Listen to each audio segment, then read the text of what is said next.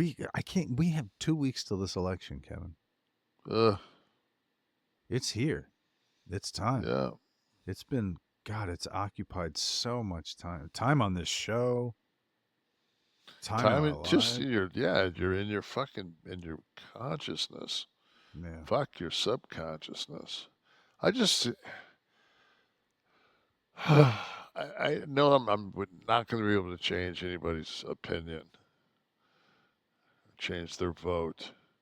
But man, just if you're going to vote for Donald Trump, can you please, like, before you leave to go to the poll or before you mail your ballot in, can you just look in the mirror and say, really? Drink bleach. Like, we're real. This is what we're doing now.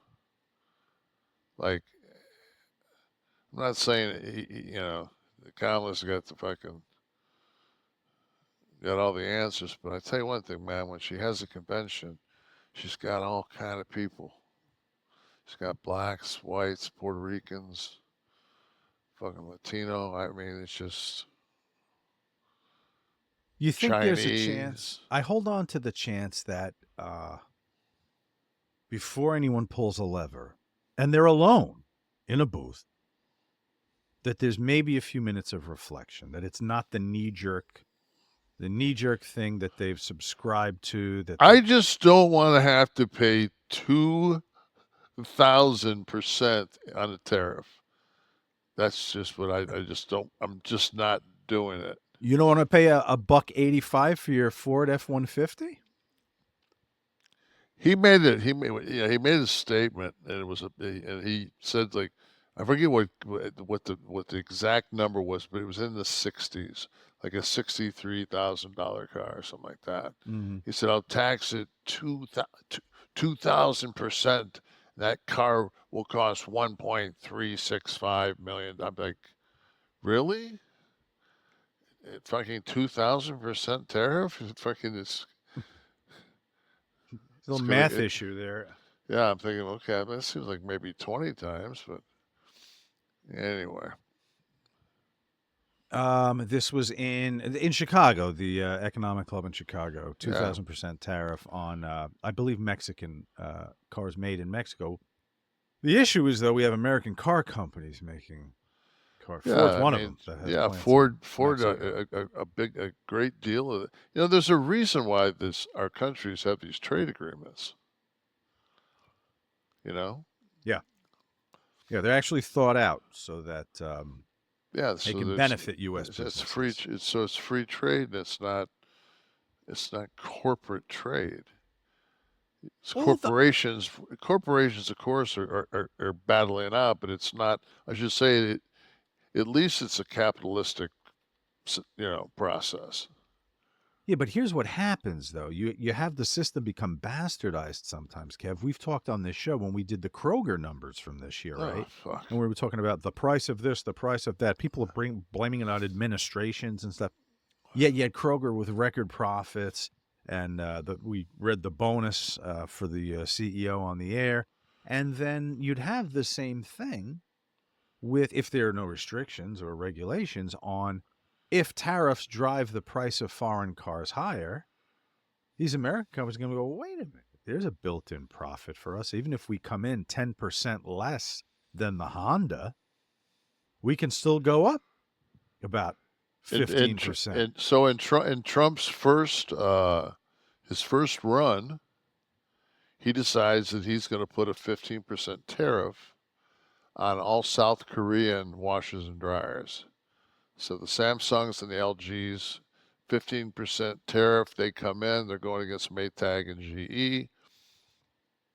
This should give the U.S. A shot in the arm as far as people choosing those brands because they're going to be cheaper. What does Maytag and GE do? Say, oh fuck, we'll just raise our prices 15%, So and everybody. then there's no win. It's just the middle class just gets just hammered. And it Right. might be 3, 4, 500 bucks, but I mean, it's just like that can break a lot of people's backs, man. Like, fuck. That flawed thinking, and we talked about the trickle down economics that did not work of the No. early 80s either. Just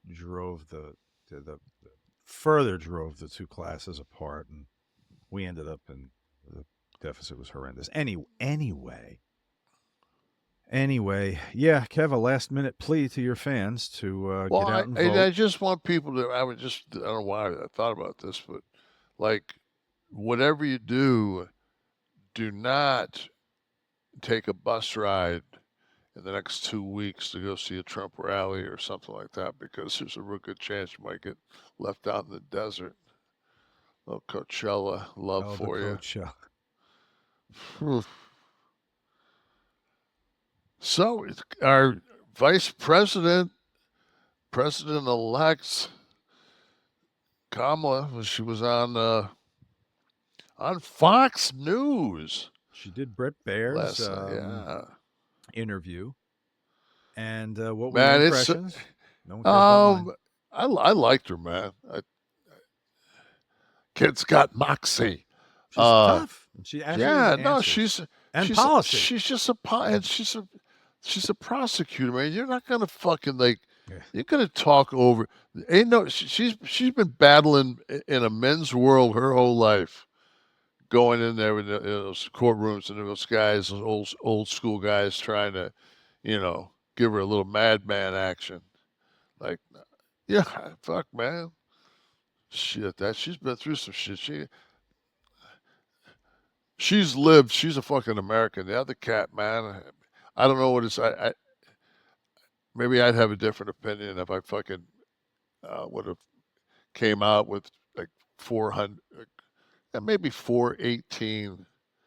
I'll just round it out, say 420 mil. Yeah. More money than fucking SHAQ made playing in fucking 20 years. More money than fucking SHAQ made playing in fucking 20 years. But not more than he makes shilling for any product you might have. Fuck, he deserves on the market. He was a fucking beast, man. He was a great player. It's remarkable how as many dominant commercials I see him in. Yeah, as dominant as anybody has ever been in an era. And he was dominant for a long time. Mm-hmm. He still could. He was so gifted that still, when at the end of his run, man, he could still. It was like Wilt. He could still athletically. He could just grind a sweet game out on you. Is he your first draft pick for center? See, I'm because I grew up with Alcindor / Jabbar. Like all that UCLA, that Alcindor area of UCLA, and then from him going to the Bucks, which were in our conference, and then we went down to Cobo. I remember watching him play as a rookie. We had an all star guard named Dave Bing. I think I said this a couple episodes ago, but anyway, Bing took a baseline and dunked on him. I was just like, yeah. But he was super talented, like 21-year-old kid playing pro ball. You'd rather have him from 10 feet out if you got to take a shot, right? If you don't have a lane, you'd rather have him than Shaq. If I had to pick a five, and it was the most important thing was, like, would he be my number one option around the basket? To be like, yeah, it's like this is the guy I'm going with. I mean, Shaq. I mean, to me, it's Jabbar. I mean, I think he's with that sky hook. I mean, he had that for forever. That's what I'm saying. If someone had to shoot from 5-10 feet out, I would prefer Jabbar. But I mean, to block the lane, you didn't get much more ferocious than Shaq. And then I would love to have seen, in a pair of decent tennis shoes. I'd love to see a 25-year-old Chamberlain play in this era, because he was an amazing athlete. Yeah, I didn't get to watch. You saw him play, right? So. Somebody can fucking score 50 points and pull in 50 rebounds, and that's your average for the season. Score 100 points and do it in Chuck Taylors. Mm-hmm. You're a bad motherfucker. Yeah. Oh, last week's show,